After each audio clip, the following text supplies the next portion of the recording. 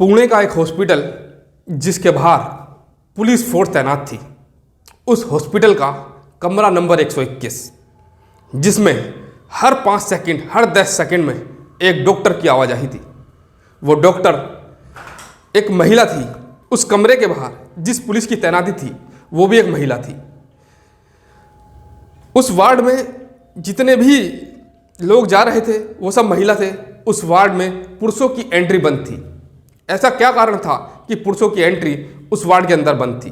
जी हाँ, यह कहानी एक ऐसी लड़की की है जिसके साथ 48 घंटे तक बलात्कार हुआ और बलात्कार के बाद उसकी मानसिक स्थिति इतनी बिगड़ गई कि उसको अस्पताल में भर्ती करना पड़ा। और अस्पताल में पुलिस के द्वारा हिदायत दी गई, डॉक्टर के द्वारा हिदायत दी गई कि इस लड़की को किसी भी पुरुष के सामने ना लाया जाए, क्योंकि वो जब भी किसी पुरुष को देखती थी तो तुरंत बेहोश हो जाती थी। नमस्कार, सत श्री अकाल, मैं राजकुमार आज फिर हाजिर हूँ अपराध की एक और कहानी लेकर।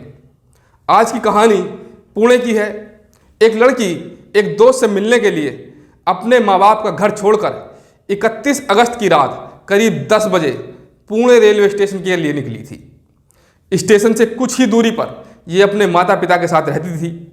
माता पिता एक नर्सरी में काम करते थे, लेकिन एक दोस्त की बातों में आकर उससे मिलने के लिए अपने बाबुल का घर छोड़ दिया।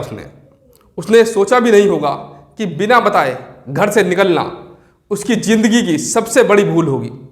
ऐसी भूल जिसका पछतावा ताउम्र होगा। ना सिर्फ पछतावा बल्कि उसका दर्द भी उसे सारी ज़िंदगी रहेगा।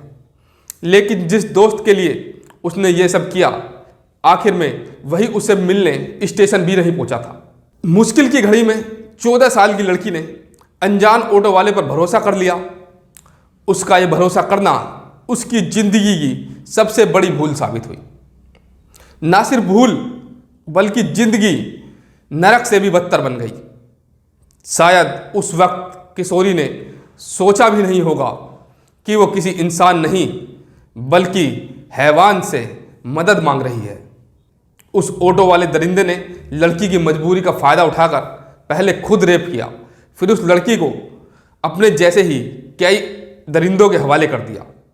इन दरिंदों के भीतर दिल नाम की कोई चीज़ ना थी, ना रहम था, ना ही इंसानियत।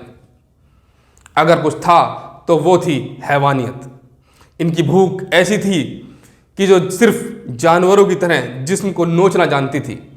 इनके सामने वो मासूम लड़की रोती रही, इंसानियत की भीख मांगती रही, लेकिन उस किशोरी को होटल के कमरे की 4 दीवारी में इन लोगों ने बंद कर दिया था। इन दरिंदों ने उसके कपड़े उतार दिए। अब वो बिल्कुल असहाय थी, बदन को छुपाना चाहती थी, कभी हाथों से कभी बालों से। लेकिन वो क्या छुपाती, क्या छुपाती?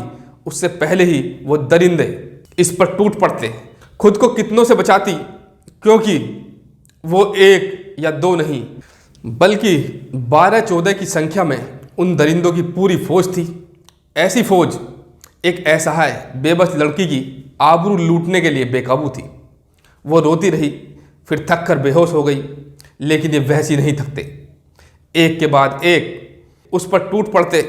1 या 2 घंटे नहीं, लगातार 48 घंटे तक उसके शरीर से ये खेलते रहे। वो भूख से बिलखती रही, सिर्फ पानी पीने के लिए उसे दिया गया, खाना देना दूर की बात थी। आखिर में उस लड़की के बार बार कहने पर एक ने थोड़ी इंसानियत दिखाई और दरिंदगी के 48 घंटे बाद मुंबई के दादर स्टेशन पर छोड़ दिया। इस स्टेशन पर 2 सफाई कर्मी मिले। दोनों ने उस लड़की को मदद के नाम पर ले जाकर और फिर उसके साथ 12 घंटे तक दुष्कर्म किया। यहाँ से किसी तरह लड़की निकली और स्टेशन पर आकर बैठ गई।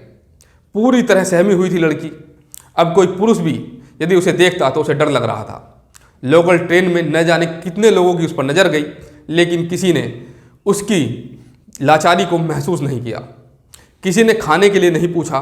गुमसुम सफ़र तय करती रही और लड़की चंडीगढ़ पहुंच गई। यहाँ एक पुलिस वाले की नज़र उस पर पड़ी। उस पुलिस वाले ने लड़की से उसका हाल चाल जाना, उसके दर्द को महसूस किया, उसे हिम्मत देकर चाइल्ड लाइफ की महिला अधिकारी के पास भेज दिया। इस महिला अधिकारी ने जब उससे प्यार से बातचीत की तो उसने अपनी सारी कहानी बताई। उसने उसके दर्द को समझा। उस पूरी घटना का पता चलने के बाद चंडीगढ़ की जीआरपी पुलिस ने पुणे में वहाँ के पुलिस अधिकारियों से बात की। इससे पहले किशोरी के घर वाले उसी थाने में उसकी गुमशुदगी की शिकायत दर्ज करा चुके थे, इसीलिए लड़की से मिलने का पता चल गया। अब लड़की की हालात तेज़ी से बिगड़ रही थी, इसलिए 4 सितंबर को वो चंडीगढ़ से फ्लाइट से लेकर मुंबई पहुँचे। वहाँ उसको हॉस्पिटल में भर्ती कराया गया। वहाँ उस लड़की के दिलो दिमाग पर खौफ उन दरिंदों का इस कदर छाया हुआ था कि किसी भी पुरुष को देखकर वो डर जा रही थी, वो बेहोश हो जा रही थी। पुलिस ने तुरंत उस दिन के तेल व सीसीटीवी कैमरों के आधार पर 100 कैमरे खंगाले, जिनसे कई घंटे तक जांच की गई, जिसके बाद एक ऑटो वाले की तस्वीर उस सीसीटीवी में नजर आई। इसके बाद पुलिस ने उस ऑटो के नंबरों के आधार पर आरोपी को पकड़ा और उससे पूछताछ शुरू की, जिसके बाद उसने एक एक करके अपना गुनाह कबूल किया। उसके कबूलनामे के आधार पर 12 आरोपियों को दबोच लिया गया और उनको सलाखों के पीछे डाला गया।